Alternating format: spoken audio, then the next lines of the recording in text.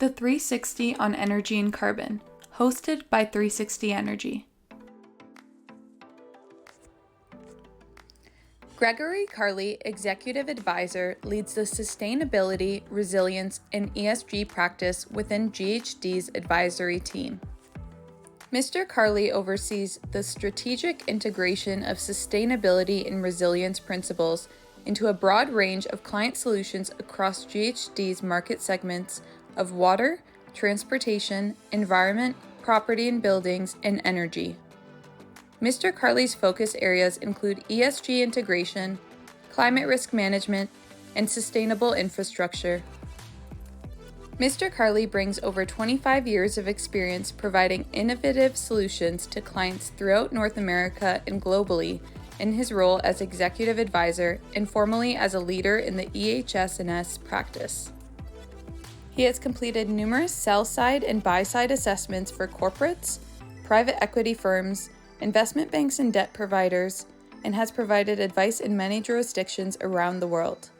Now let's get into the episode with Greg. Welcome back, Dave. Lysandra, it is a pleasure to be back, and we're missing our colleague from across the pond, John Pooley, but we're going to do it without him. See how we do here. Yeah, I wonder if he missed this one on purpose.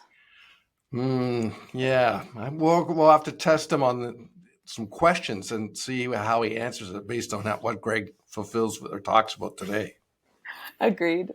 So today we're welcomed by Greg Carli, the Global Leader, Sustainability, Resilience, and ESG at GHD. Welcome, Greg. Hi, thank you for having me on the podcast.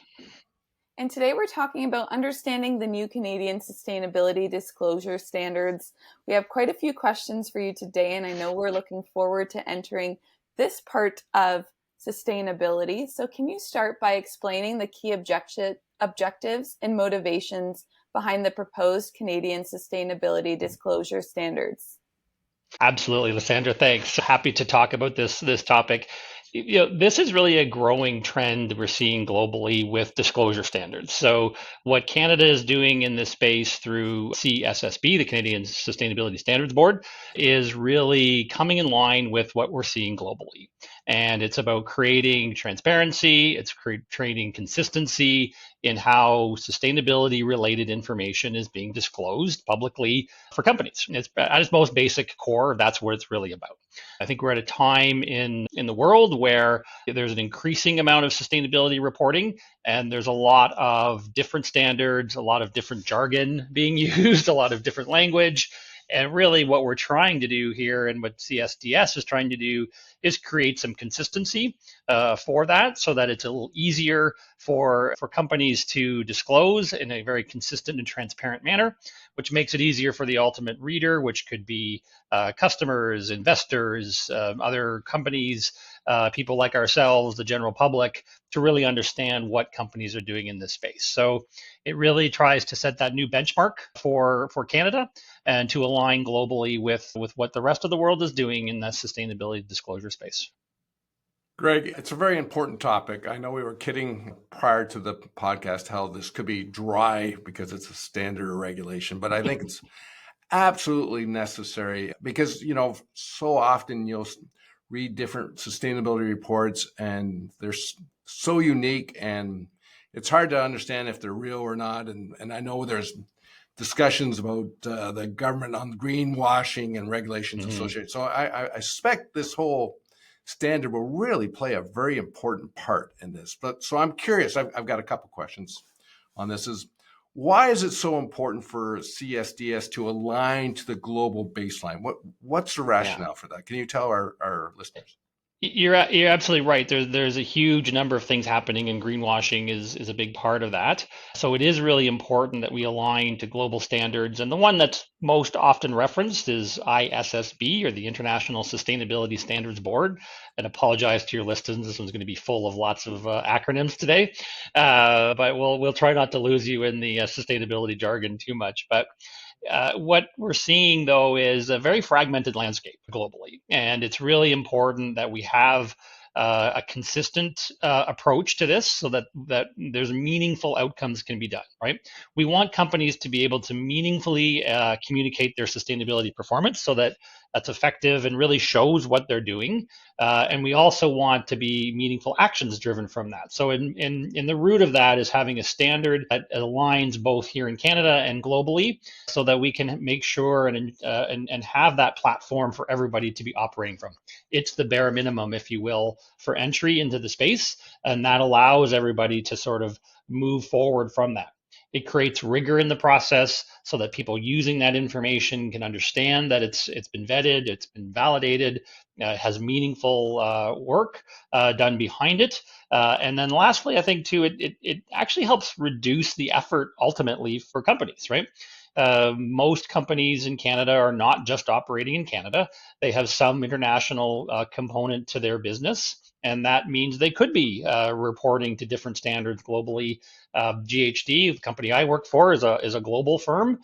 We have to report in different jurisdictions of the world. So it's helpful for us and other companies like us to be able to report to an international standard and consistent with the standard because it reduces our effort. If those standards are aligned globally, then we're just looking at nuances, and there are in the CSDS standards there are some nuances specific to Canada, but largely they do align pretty well with ISSB to really reduce some of that friction and burden on companies who are reporting to sustainability standards.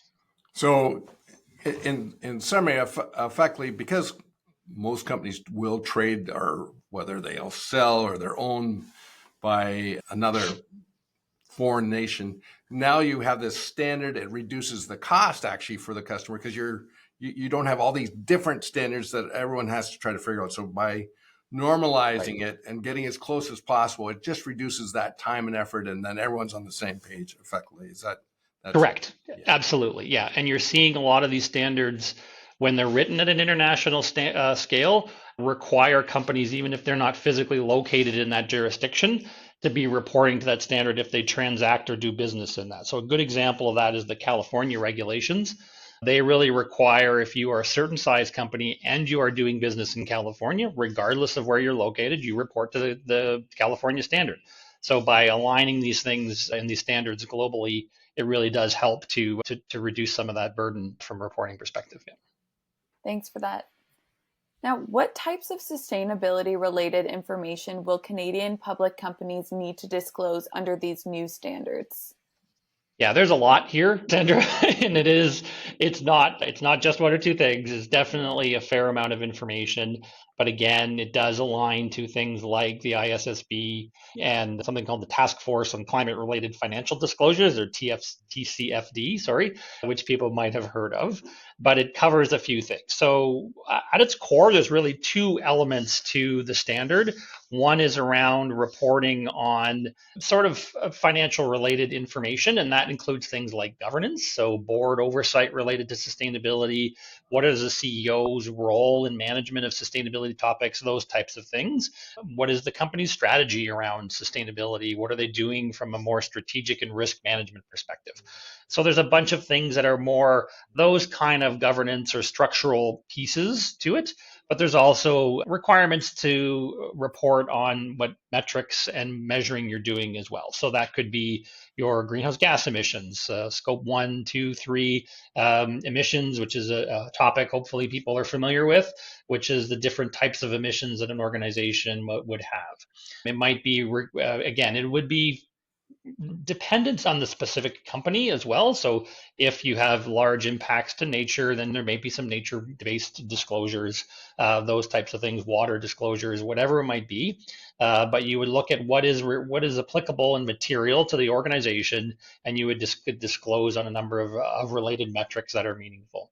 Lastly, and the second part really focuses on the impacts of climate on the organization and the risks and opportunities related to climate. We've seen, as recently here in the Southern Ontario area, some serious flooding that had some major impacts on businesses, shut businesses down, and is causing, millions of dollars of cleanup work. It's going to require and ask companies to be able to understand what are those risks? What are the risks of flooding, the physical risks to climate, as we call them, flooding, wildfires. We're seeing that again out in Western Canada right now with a number of wildfires causing closures and evacuations. These all have financial implications and business implications to organizations. So the standard is asking them to look at those things and understand what they should be disclosing and what are the implications of those things on their business. Also, what we call transitional risk, which is the risk of regulation that might be coming into play, which, in Canada, we have the carbon tax, and the carbon tax is scheduled to increase over the next coming years. What is the risk of that to your organization, and both from a financial perspective and how you operate your business? Those are the types of transitional risks that companies need to be evaluating and starting to disclose on under these standards. Lastly, and I think what is sometimes missed, is the opportunities, right? We often think of disclosure in a negative sense. Oh, it's bad compliance disclosure, but there's a tremendous opportunity here as well. And when we start to look at sustainability as an opportunity, a business transformation opportunity, we are asking companies to report on those things. There are new industries being formed.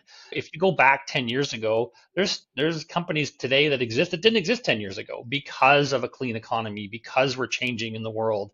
What are the opportunities for businesses to transform and create new revenue streams and create new opportunities as a business that, may not exist today because of how we operate around, in our world, whether it's from a social perspective, a climate or environmental perspective, or even things like impacts of AI and other digital innovations on their organization. Okay, so Greg, I'm going to ask a question that I think you've already answered, by the way, just did, but I think we'll try it again and see if it's answered differently. Sure. And if not, that's fine too. So, okay, here we go. I'll start us. So, Greg, it's interesting. One of the courses in university, which was a few years ago, as you can imagine, it was an economics course, and it was how standards and regulations, if you do it correctly, the company can make money. Like, not to treat it as if it's a burden and a cost and it's a huge problem. And so I always like to think of these new things, the transition that's going on, the standards that are being in place. How can companies how can that be opportunistic to them, and how can they take advantage of that? Can you discuss how this standard might be able to assist companies with that piece? Absolutely, David. I think that's really important point, and I'm glad you've asked the question, and I think it's something we should dive a little bit deeper into, because at its core, if companies look at compliance purely for a compliance opportunity, they are really missing the opportunity that they have, right? And I think the way I view and what we do with GHD when we talk to clients is we look at the compliance as kind of the starting point. But if you're doing this purely for a compliance purpose, you're probably wasting your money as a company, right? So you really want to go that step further and use that information further. So a good example of that is data, right? In order to disclose, you got to gather data, right? You have to have information to disclose. And when you start to look at that data, it gives you some really meaningful insights about your business. The one we often talk about is greenhouse gas data, right? It's a great marker for operational efficiency, for understanding how your business performs, and looking at different ways to do that. So if you start to analyze your greenhouse gas data beyond just reporting scope 1, scope 2, scope 3 emissions, it really gives you opportunity to look at improvements in your business. How can you be more efficient? How can you upgrade equipment to have a better, reduced energy? But how can you look at employees and how they're behaving, whether that's from an energy perspective or a waste perspective? I'm working with a global client right now where we are helping them look at, on a global scale, their operations to reduce energy and greenhouse gas emissions. One of the factors we've noticed is just employee behavior. There's things their employees are doing which kind of go against their energy efficiency requirements or what they're trying to achieve. So you can put all the systems and engineering approach, and I'm an engineer by background, so I love good engineering. But at the end of the day, it comes down to behavior as well. And if you don't have that holistically looked at, you won't achieve those values. And just as simple things of changing some employee behavior is probably going to help that company save thousands and thousands of, or maybe even billions of dollars, right? So it's really about taking it to that next level and using that from an opportunity perspective. Again, when you look at climate risk, right? If you are prepared and understand the implications of a flood or wildfire on your organization, you can be resilient to that, and you can be able to adapt quickly when those things happen. We saw that again with the pandemic, right? Not that long ago. Companies who were able to survive and be really move through the pandemic quickly, were agile and ready for those things, and were able to switch from a virtual perspective very quickly and be able to adapt. So companies that are thinking about that ahead and having those plans in place are really prepared when things happen, but they also are able to capitalize on opportunities and information they see in their data as they go forward to really improve their business. And that could be, again, from an efficiency perspective, or how they're interacting with their customers. They may learn from a social perspective. There's different ways that they could be enhancing the customer experience through a sustainability perspective.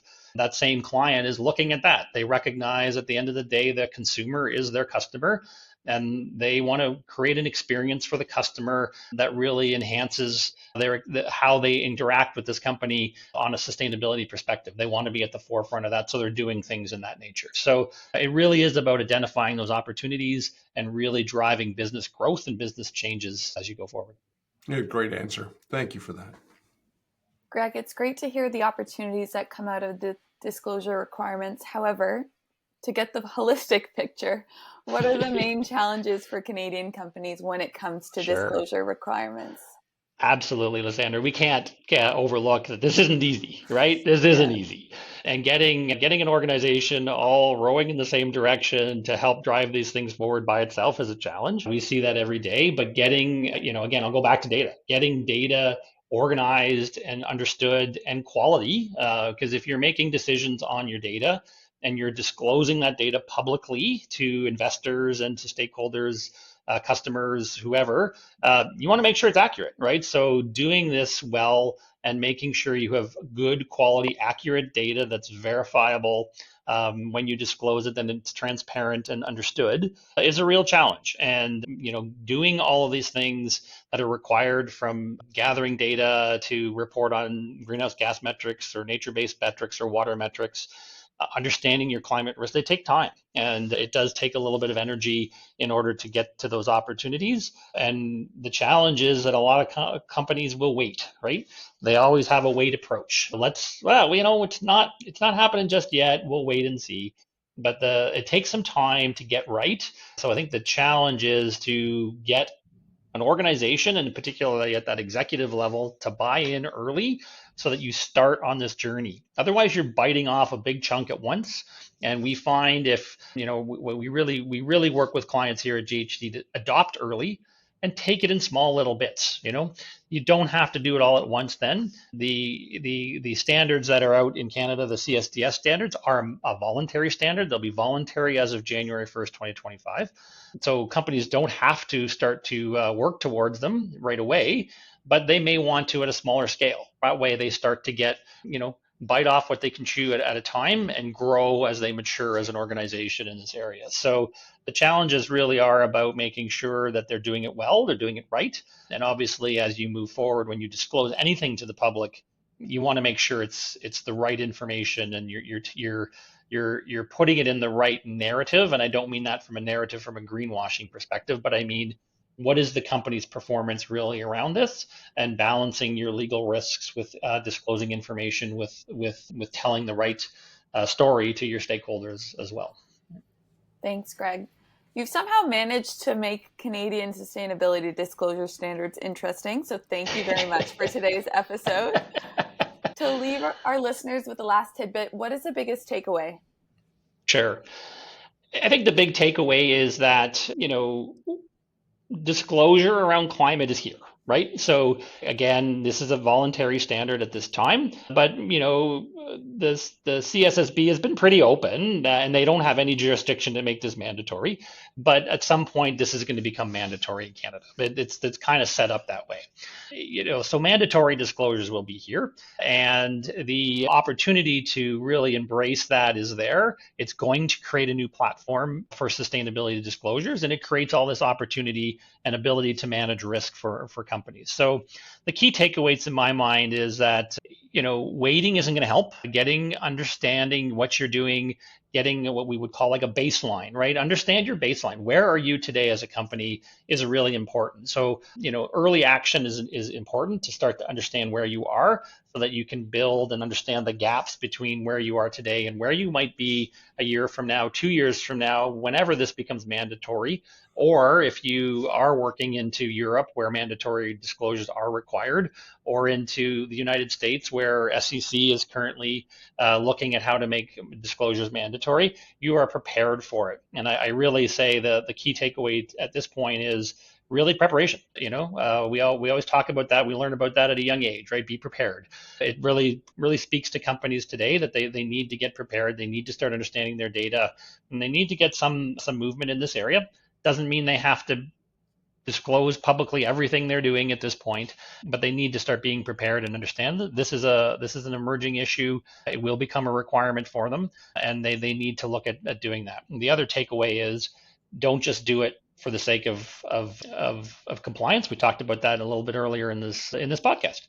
Look at it from an opportunity perspective, right? How can you create value for your company in doing this? And really what we see is when you start to look at regulation and doing things from a sustainability perspective, linking that to your performance of your business, that can be at a plant level, at a store level, whatever your business might be, really looking at how you drive change and growth for your company from a sustainability perspective is the opportunity to do it and make sure you're adding commercial value. At the end of the day, we talk about sustainability as a triple bottom line approach.